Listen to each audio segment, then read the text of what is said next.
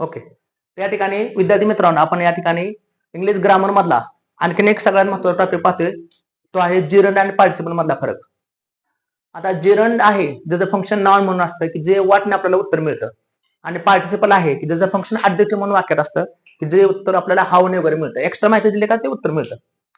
आता हे तुम्हाला कळण्यासाठी एक एक्झाम्पल मी तुमच्या समोर लिहित आहे जिरंड आणि इन्फिनिटिव्हचं, की जे एक्झाम्पल पाहिल्यानंतर तुमच्या लक्षात येईल की जिरंड कधी असतं आणि इन्फिनिटिव्ह कधी असतं.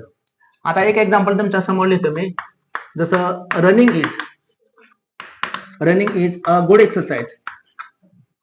असं एक एक्झाम्पल मी तुमच्या समोर लिहिलेलं आहे, running is a good exercise. आणि एक एक्झाम्पल असं लिहिलेलं आहे, I saw a running car. आता बघा हा भाग जरा समजून घ्या. आता ह्या ठिकाणी रनिंग शब्द आलेला आहे आणि या ठिकाणी सुद्धा रनिंग शब्द आलेला आहे. आता बघा तसा विचार केला तर तुम्ही म्हणणार की दोन्ही पण ठिकाणी रनिंग आलेलं आहे, मग दोन्ही पण जिरंड असतील ना तर दोन्ही पण पार्टिसिपल असतील. आता मग आपण जिरंड बघितलं, आयएनजी प्रत्यय असतो, पण जिरंड आणि पार्टिसिपल मध्ये काय फरक आहे तर तुमच्या समोर लक्षात आलं असेल बघा. तर जिरंड आहे तर फॉर्म काय असतो व्हीआयएनजी, पण त्याचं फंक्शन जे असतं ते काय म्हणून असतं नाउन म्हणून येतं. आणि जे पार्टिसिपल आहे त्याचं पण फॉर्म काय आहे व्हीआयएनजी असतं, पण पार्टिसिपलचं फंक्शन मात्र काय असतं ऍडजेक्टिव्ह म्हणून असतं, म्हणजे अधिक माहिती सांगत असतं. आणि जिरंड हे नाउन म्हणून काम करत असतं. जिरंड आपल्याला कशाला मिळतं की जिरंडचं उत्तर आपल्याला पाहण्यासाठी आपल्याला वाटणं उत्तर बऱ्याच वेळ मिळतं, पण पार्टिसिपलचं उत्तर मात्र आपल्याला हावने मिळतं. आता बघू, आता हेच ट्रिक्स आपण इथं लावूया. Running is good exercise. आपण म्हणू शकतो what is a good exercise running. मग आता रनिंग शब्द आलाय पण याचं उत्तर कशाने मिळतं आपल्याला वाटणं मिळतंय. वाटणं उत्तर मिळाल्यामुळे काय हा फॉर्म कोणता आला जिरंड फॉर्म आला. जिरंड फॉर्म आला की जसं फंक्शन वाक्यात काय म्हणून येते नाउन म्हणून येते. What is a good exercise noun म्हणून करतो. आता रनिंग हे तर क्रिया पण नाही वापरले आपण, रनिंग म्हणजे पळणे अशा अर्थानं. पळत आपण म्हणतो का सुनील वाज रनिंग, ह्या ठिकाणी तो सुनील पळत आहे, पण ह्या ठिकाणी रनिंग हे पूर्णपणे आपण नाम म्हणून घेतो. तसं I saw a running car, मी एक रनिंग कार पाहिली. त्या ठिकाणी रनिंग हा शब्द कोणासाठी माहिती सांगतोय कारसाठी. म्हणजे या ठिकाणी रनिंग हा शब्द आयएनजी प्रत्यय असला तरी तो काय आहे तर पार्टिसिपल आलेला आहे. पार्टिसिपल की ज्या ठिकाणी पार्टिसिपल आहे म्हणून ते काम ऍडजेक्टिव्ह म्हणून करते, तिचं उत्तर हाव सुद्धा येतं. आपण असं म्हणू शकतो हाऊ वाज कार, कार वाज रनिंग. हाऊ वाज कार वाज स्टॉप. हाऊ वाज कार वाज मूव्हिंग. हेच उत्तर मिळते.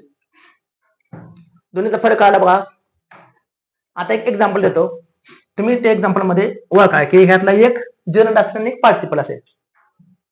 समजा असं एक्झाम्पल आहे,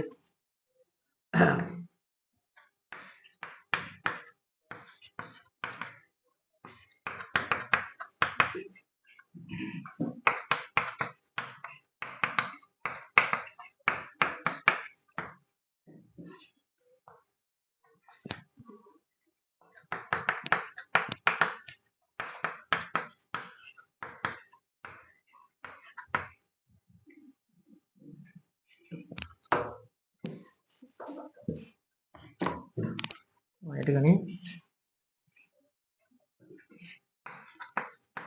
आता दोन वाक्य मी तुमच्या समोर लिहिले आहेत पहा. पहिला आहे there was flying plane in the sky, आणि flying plane is a dangerous. आता दोन्ही तसा विचार केला तर इथं पण फ्लाइंग शब्द आलेला आहे आणि इथं पण फ्लाइंग शब्द आलेला आहे. एक जिरंड आहे आणि एक इन्फिनिटिव्ह आहे. दोन्ही मधला फरक कसा ओळखायचा किंवा आणखीन एक एक्झाम्पल मी तुमच्या समोर देतो. हे दिसते का खाली लिहिलेलं? अजून एक एक्झाम्पल देतो म्हणजे तुमचं लक्ष देईल. दिसते ना त्या ठिकाणी असं लिहिलं तर दिसू शकते बघ.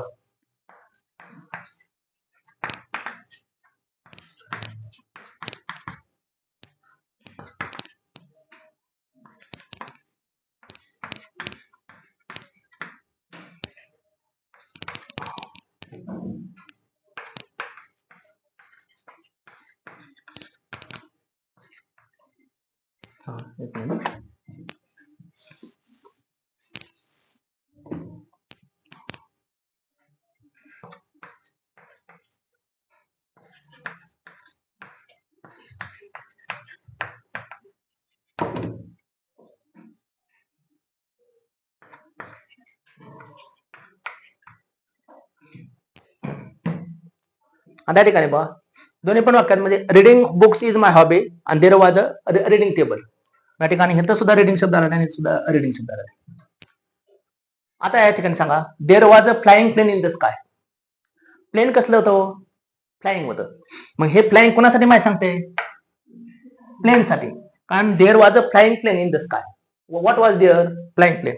मग जरी फ्लाइंग शब्द वाटणं उत्तर वाटत असलं तरी सुद्धा हे वाक्यात काय म्हणून काम करते? हे ऑब्जेक्टिव्ह म्हणून. म्हणजे काय? हे पार्टिसिपल आहे.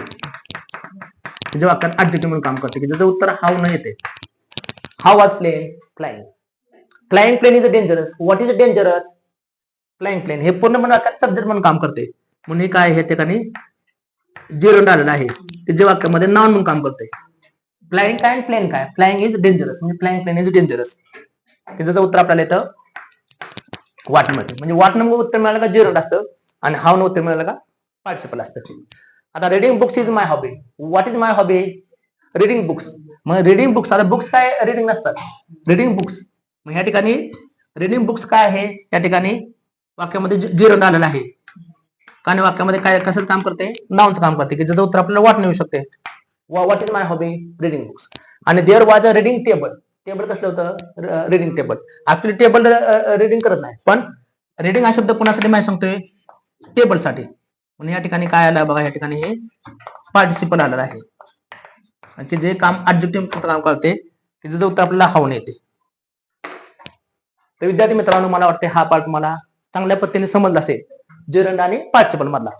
जिरंड हे नॉन म्हणून असतं आणि पार्टिसिपल हे ऑब्जेक्टिव्ह म्हणून काम करत असतं. थँक्यू.